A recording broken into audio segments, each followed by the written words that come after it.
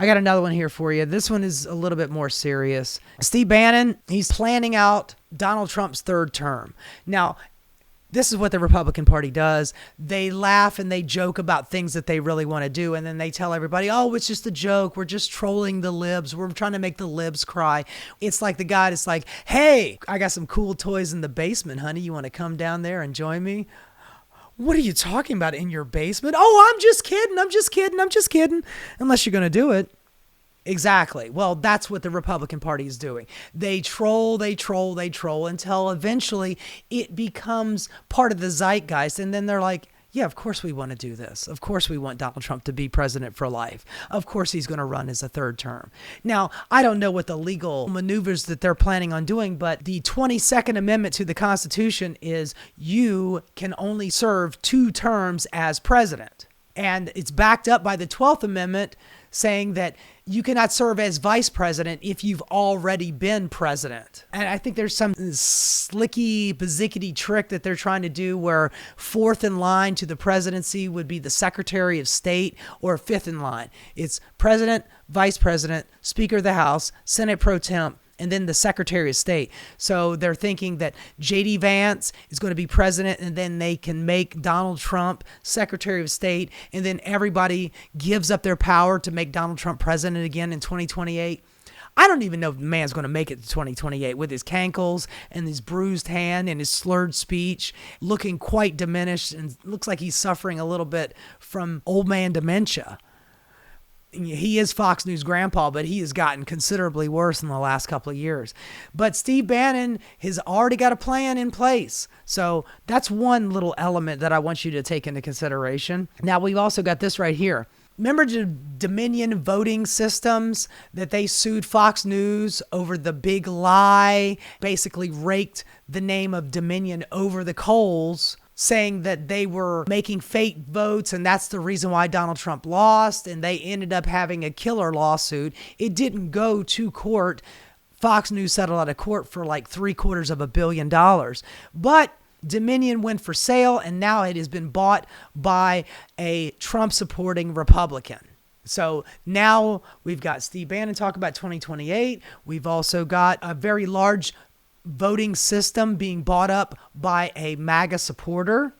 Now more and more states are moving to redraw House districts after Trump urged it for partisan gains. It started off in Texas, and they managed to succeed in redrawing their map, and now they're planning on getting 5 more Republican seats out of it, even though it is completely illegal for them to do it. Donald Trump asked them, so they did it. And now, with that out of the way and Donald Trump pressuring these red states to do it, they are starting to do it. The reason why Donald Trump fucked up in 2020 is not because he tried to do a coup with the fake and phony electorate, not to mention the January 6th shenanigans in Washington at the Capitol, but he made the carnal mistake of trying to steal the election afterwards.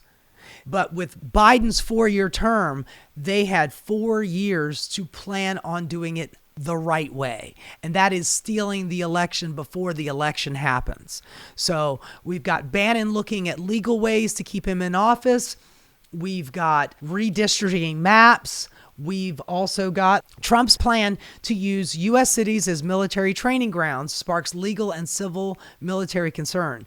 And this is military.com, so this is no left-wing site here. But they are very concerned about Donald Trump trying to use the military. Remember the speech he gave? We have the enemy within. Well, this is what he's trying to do. So now he's gearing up the military. And I'm hearing reports about the National Guard being trained right now as we speak in riot control and population control. Do you think that by 2026, all of the major blue cities are not going to be populated, not just by ICE, but by the National Guard, hanging out at polling places, trying to slow down voting as much as possible, especially in the bluer districts?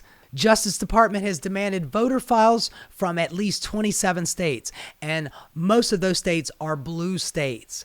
Now, if you remember a couple of weeks ago, there was a judge in South Carolina that told Donald Trump it was unconstitutional for him to ask for all of those voter files. What they want is the voter files so they can go through and start knocking people off the voter rolls. People who are legally allowed to vote in the United States, American citizens who are allowed to vote in the United States.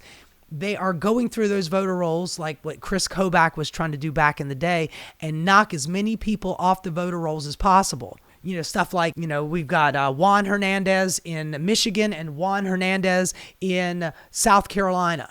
And they decide, well, there's two Juan Hernandezes. They must be fraudulent. We're knocking them both off the rolls. Meanwhile, Juan Hernandez is a very common name in the Hispanic community, but they're using it as a way to knock legitimate voters off of voting rolls. And that's why they want these voter files.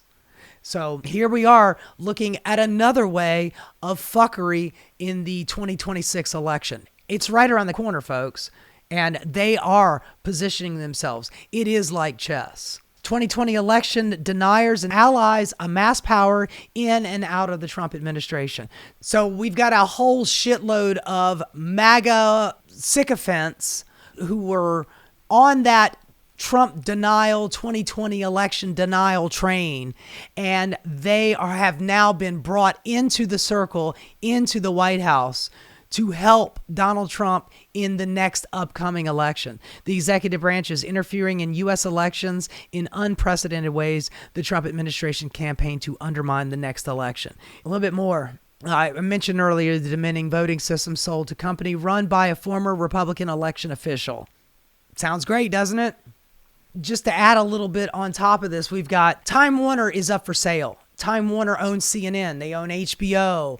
They are a very large media conglomerate, and now they are up for sale. Monopolies are getting bigger and bigger, and there's going to be less competition. At first, David Ellison and Larry Ellison were trying to buy it, and Time Warner rejected their first offer. And then Donald Trump is like, I'm not going to leave you any choice. You're going to sell, and you're going to sell it to my boy, who, by the way, owns Paramount, owns Skydance, owns CBS. That whole Jimmy Kimmel fiasco, that was the icing on the cake. That was the get to Donald Trump's give. I give you the merger. You give me Jimmy Kimmel's head on a platter. And now Donald Trump wants Larry and David Ellison to buy Time Warner. Now they want to combine all of those into one, where if Donald Trump wants something censored on the news, they want to get it to a point where he's just one guy. Donald Trump calls him up and goes, hey, Larry, I want this guy fired. I don't want you talking about this. Tell all your reporters to shut up. Fire this person, fire that person. I want you to pay me so much money. We're getting to that place right now. David Zaslav, who, by the way, is another rich billionaire asshole who is very close and friendly with Donald Trump. So now it looks like Warner Brothers is going to be sold, split down the middle between the Ellisons and David Zaslav. It's crazy shit, man. It's absolutely crazy. Paramount's entitled bid for the home of HBO and Warner Brothers was dismissed, but one way or the other, the company will grapple with major change in the coming year. And Donald Trump is doing everything he can to facilitate that shit. So you're starting to see all of these things line up, and they're all very, very troubling. We've got the National Guard being deployed to all major cities. We've got gerrymandering going on in a whole bunch of red states. We got the Supreme Court about ready to get rid of the Voting Rights Act, which will allow all of these states to do as much gerrymandering as they want to. We've got media conglomerates that are not really fighting that hard against Donald Trump, in fact, paying him off quite a bit, and mergers and acquisitions happening at the highest levels, where Donald Trump can just call one executive into the office and say, give me what I want, and they will give him everything that he wants, like he is some kind of king. They are not fucking around. We are very close to the 2026 election. It's right around the corner. The election season is going to kick into gear by next spring. So we've got a couple of months before that starts to roll in. And Donald Trump, Stephen Miller, and all of his fascist brigade are lining up their chess pieces and ready to strike. If you don't think that this is going to happen, just remind yourself a few years ago, before you thought that Roe versus Wade would be overturned, The Republican Party's project starting in the 70s built up to that going away, and eventually got to the point where the courts are completely owned by the Republican Party and by the Federalist Society. And when they got their power, that's when they struck. So Donald Trump is doing everything he can to set up this power for the 2026 election and for the 2028 election. They want to make it so it's like a Russian election where it seems like democracy, but it's not democracy, where people have been knocked off voter rolls that they don't want voting, and that the states have been completely gerrymandered, and that Donald Trump is talking about taking over all 50 states' electoral systems and turning it into one federal system. Now, I had been envisioning that years ago that we should have one standard for all states. But when you have somebody like Donald Trump picking out those standards, that means that there's going to be a lot of people's voting rights left by the wayside. And he will ultimately have it so Republicans never, ever lose. All of the shit that they've done in the last 10 months have really shown a lot of American voters, Republican, Democrats, and independents, how bad this can really get. And the only recompense that we have is in the polling places, in our vote. And if that is the only way that we can get these guys out of office, and Donald Trump doesn't want that to happen, then he will do everything he can to stop your vote from being cast or counted. So he never has to lose. So he never has any pushback from Congress. Right now, Congress is not pushing back on him because it's run by the Republicans, and they're letting him do whatever the fuck he wants. Just imagine if we had a Congress and a Senate that actually said, no, Mr. President, you're not allowed to do that. Then he wouldn't be able to do it. He'd be blustering and he'd be a blowhard, but he would not be very effective. Unfortunately, we have a Congress that placates him and his every desire, covers his ass all the livelong day, and gives him everything he wants, including covering up his pedophilia in the Epstein files. I'm reading the tea leaves. It's not looking good, folks. I remember when Joe Biden was asked about how the Republicans are doing all this gerrymandering and that he could do something to help stop it or slow it down. And he's like, well, we just have to beat them in the polling places.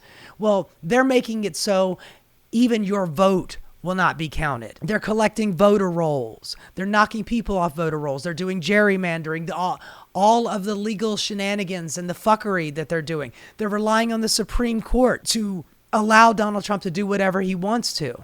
So we're looking at a bit of hurt here, and I'm concerned. I'm very concerned. Hey guys, thanks so much for watching. If you enjoyed what you saw, please like and subscribe. Keep rocking.